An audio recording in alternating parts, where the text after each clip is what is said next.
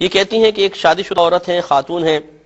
کسی غیر مرد سے ان کا تعلق قائم ہوا اور پھر ان کے ہاں بچہ بھی مطلب پریگننٹ ہو گئیں، اور انہوں نے اس بچے کو پھر ایبورشن وغیرہ نہیں کروایا اور اس کو پیدا کیا، تو اس کا کیا حکم شرع ہوگا؟ بچہ پیدا کرنے کا مسئلہ کیا ہے؟ بچے کا مسئلہ کیا ہے؟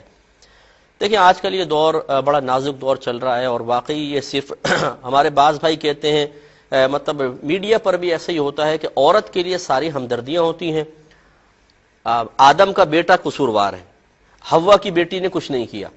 حالانکہ کتنے مقامات ایسے ہیں کہ یہ عورتیں خود مردوں کو ابھارتی ہیں اور پھر گناہ کرواتی ہیں، اور پھر بعد میں معصوم بن کے بیٹھ جاتی ہیں مظلومہ کہ جی میرے ساتھ تو ایسا کر دیا۔ بھائی تمہارے ساتھ ایسا کر دیا، تمہارے ہاتھ پاؤں باندھے ہوئے تھے، آپ کی عقل کو مفلوج کر دیا تھا، آپ کو بالکل سن کر دیا گیا تھا، بے ہوش کر دیا گیا تھا؟ نہیں، عالم ہوش میں تھیں، سب کچھ اپنی مرضی سے کیا، بعد میں معصومہ بن کے بیٹھ گئیں۔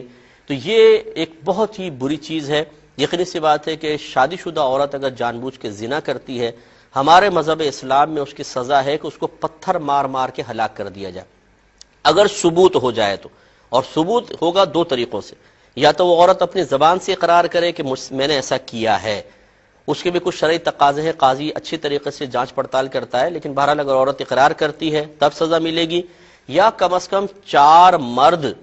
گواہ ہوں، 4 مرد جنہوں نے اپنی آنکھوں سے وہ منظر دیکھا ہو، وہ آ کے گواہی دیں گے تو سزا ملے گی، ورنہ نہیں۔ بالفرض اگر اس طرح ہو جائے کہ عورت خود اقرار کرے تو اس کی سزا ہے شادی شدہ عورت کے لیے کہ اس کو پتھر مار مار کے ہلاک کیا جائے، جس کو شرعی اصطلاح میں رجم کرنا کہتے ہیں۔ اور اگر غیر شادی شدہ ہو تو پھر 100 کوڑوں کی سزا ہے، اس کو 100 کوڑے لگائے جائیں گے، چاہے لڑکا ہو چاہے لڑکی ہو۔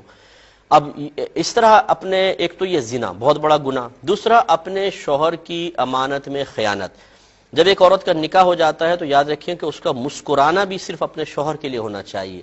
اس کا اٹھنا بیٹھنا، اس کا میک اپ، اس کے کپڑے، اس کی ہر زیب و زینت صرف شوہر کے لیے ہونی چاہیے کہ اب وہ شوہر کی امانت ہے۔ اب اگر کوئی بہن خدا نخواستہ اس طرح خیانت کی مرتکب ہوتی ہیں تو لازم بات ہے کہ یہ ایک اور مزید بہت بڑا گناہ ہے، اور میدان معاشر میں جو شرمندگی اور رسوائی ہوگی وہ علیحدہ ہے۔ اور تیسرا، پھر یہ بچے کا نسب اس شوہر سے تو ثابت نہیں ہوگا، یہ گناہ کا بچہ ہے۔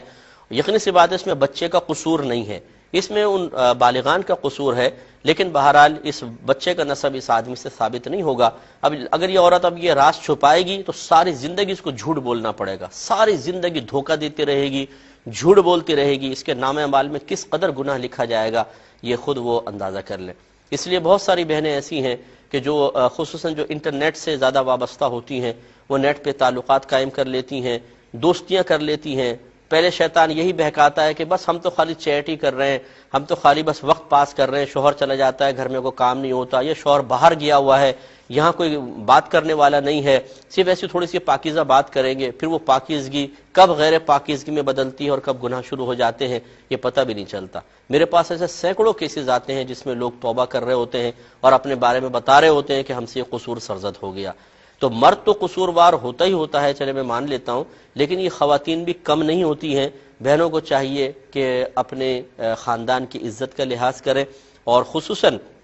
کہ جو مطلب غیر شادی شدہ بچیاں ہیں خاص طور پر اپنے والدین کی عزت کا بہت زیادہ لحاظ کریں۔ کبھی بھی خدا نہ خواستہ کوئی مسئلہ پیدا ہو گیا تو نہ خود ان کی زندگی بہتر گزرے گی اور نہ ماں باپ بیچارے سر اٹھانے کے قابل رہیں گے، اس لیے اس قسم کی باتوں سے اجتناب کرنا بہت ضروری ہے۔ ایک بھائی نے فرمایا